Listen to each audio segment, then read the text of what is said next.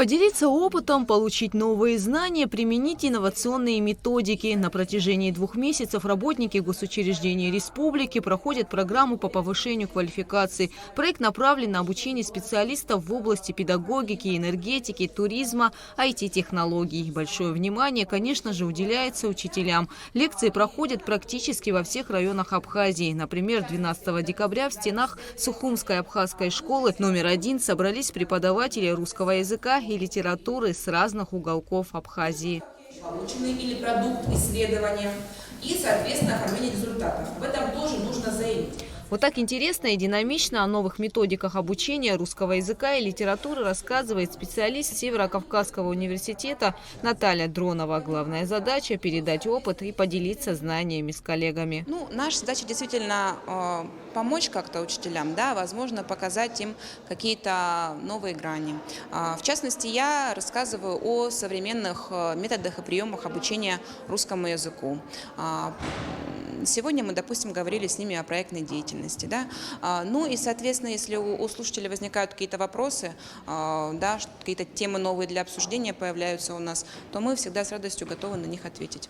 Проект по повышению квалификации педагогов и работников госучреждений очень объемный. В программе принимают участие более 600 человек. Сами же участники отмечают теплую атмосферу и уже применяют на опыте новые знания. Очень интересно. Сегодня нам были показаны совершенно новые методики, о которых мы ранее не слышали. Вот TED-лекция очень интересна. Как проводить, например, сопоставление с разными жанрами, да, в языковой среде с прошлых лет и современных.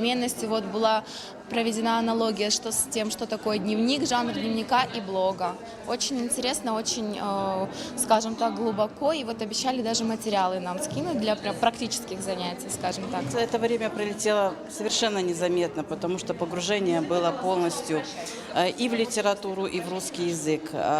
Высокий уровень, мастерство, разнообразные примеры, которые действительно и созвучны с нашей сегодняшней работой. Высокий уровень их учеников, которые уверенно говорят, которые владеют и вербаликой, и невербаликой.